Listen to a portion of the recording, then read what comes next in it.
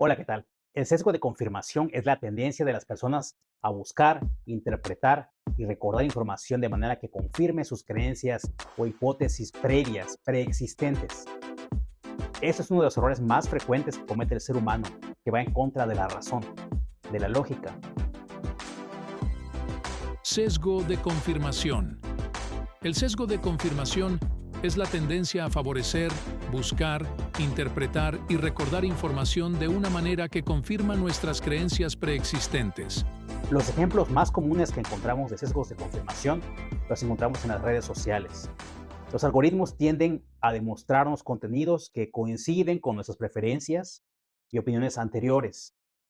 Google, Facebook y otras redes sociales crean una burbuja de información donde solo recibimos noticias y opiniones que refuerzan nuestras creencias. En el campo de la medicina, es frecuente que pacientes busquen información que respalda la información previa y que no sepan buscar la información de acuerdo a las prioridades que debe darse de acuerdo a la evidencia científica que soporta la información que buscan. En cuanto a las decisiones políticas, en debates, por ejemplo, las personas suelen buscar información que respalde sus puntos de vista y desestiman aquellos datos o argumentos que se pongan del lado opuesto. Entonces, los científicos tienen que tener la capacidad para bloquear este sesgo, hacer una estrategia de búsqueda más allá de la forma normal como la gente habitualmente la realiza en Google. Otra forma de evitar el sesgo de confirmación en la búsqueda de información científica, por ejemplo, en el campo de la medicina, es priorizar la información de acuerdo a la pirámide de evidencia científica que les enseñé en un video previo. Por otro lado, hay diferentes formas de interpretar la información. Tenemos que entrenarnos, los científicos y los médicos, en la lectura de artículos científicos para poder darle prioridad a la información y poder encontrar posibles errores. Los seres humanos tenemos muchos defectos, y entre otras cosas es que tenemos una memoria selectiva, es decir, recordamos mejor la información que confirma y soporta nuestras creencias previas. El sesgo de confirmación tiene muchas consecuencias en nuestra vida, entre ellas la toma de decisiones basadas en información incompleta o incorrecta. Por otro lado, puede tener un efecto también en la polarización. En contextos sociales y políticos, el sesgo de confirmación puede hacer que las personas se dividan en polos más distantes y que se cierren a sus propias burbujas de información. El sesgo de confirmación también opone una resistencia al cambio. Hace que sea difícil cambiar de opinión, incluso cuando se presenta evidencia convincente en contra de nuestras creencias. ¿De qué manera podemos trabajar en contra del sesgo de confirmación para bloquearlo y para ser más objetivos en cuanto a la información que buscamos, interpretamos y aplicamos en nuestra vida profesional? Por ejemplo, en el campo de la medicina, tenemos que de manera previa hacer un esquema sistemático de cómo vamos a buscar incluir y excluir la información para la toma de decisiones. Tenemos que ir a las fuentes seguras. Tenemos que habituarnos en la lectura de artículos científicos para poder interpretarlos y poder aplicarlos de la mejor forma. Tenemos que ocupar la pirámide de la evidencia científica para saber cuál es la fuerza científica que tiene un estudio.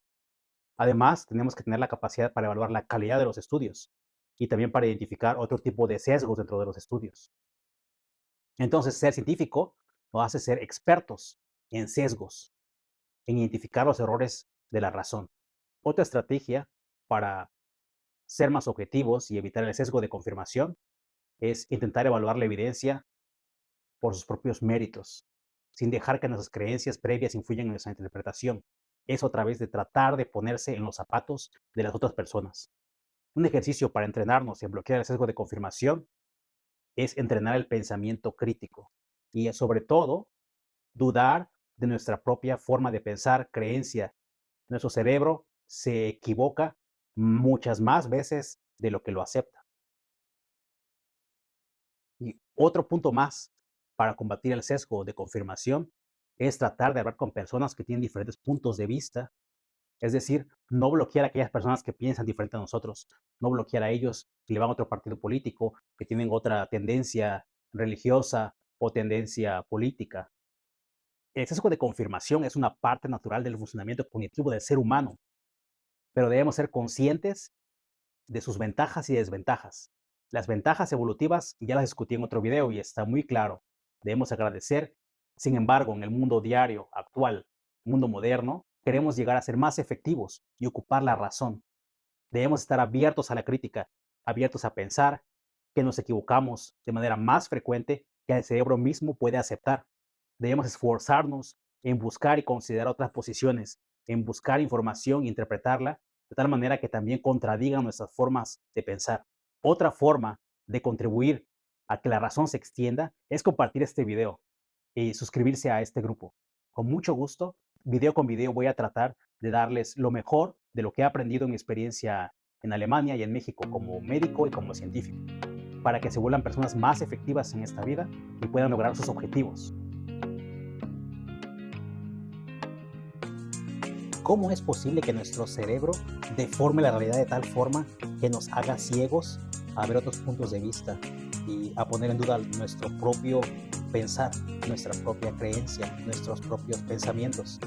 Y estamos convencidos que nuestra realidad es la más correcta y que los demás tendrían que haberse confundido, tienen una información equivocada de la realidad. No es un asunto sencillo, sobre todo en la medida que envejecemos, en la medida que nos hacemos adultos, tenemos menos tendencia a aceptar otros puntos de vista, a ponernos con los zapatos de alguien más. Quizá en el proceso de crecimiento hay una fase cuando somos niños en que podemos cambiar muy rápido de opinión.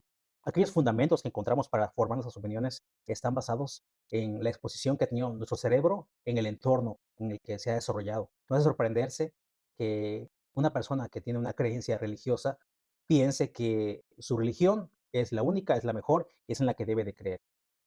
Y nos hace ciegos a pensar que hay cientos de religiones en el mundo donde hay gente que piensa exactamente lo mismo que nosotros. Y nos hace creer, pues todos ellos están equivocados. Todos ellos no pueden tener la razón, sino mi grupo, el grupo que me apoya, el grupo que me dice también lo que yo pienso, se convierte en una cámara de eco que refuerza mi forma de pensar, mi forma de ver las cosas. Nuestro cerebro se vuelve adicto a ese tipo de sentimientos, de creer que tenemos el poder a través de creer en ciertas cosas como grupo, nos va a confirmar como seres humanos, nos va a hacer sentir más poderosos, que alguien atrás de nosotros nos está respaldando, que nos está dando el apoyo necesario para que podamos hacer lo que ya pensábamos que era correcto. Quizás sería un buen ejercicio pensar cuál sería tu forma de pensamiento y cuál sería tu religión y tu estado de creencia si hubieras crecido en un país diferente al tuyo, si hubieras crecido en China, si hubieras crecido en Japón, en Alemania. ¿Cuál sería tu forma de pensar, tu ideología? ¿En qué creerías? ¿En qué no creerías? ¿Crees que hubieras llegado a la misma conclusión que llegaste ahora que naciste en un país latinoamericano y que creciste en un entorno en el que creciste?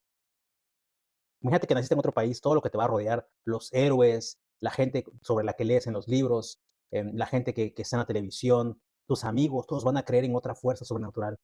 Y vas a llegar a la misma conclusión de que esa fuerza natural es en la que tú debes creer.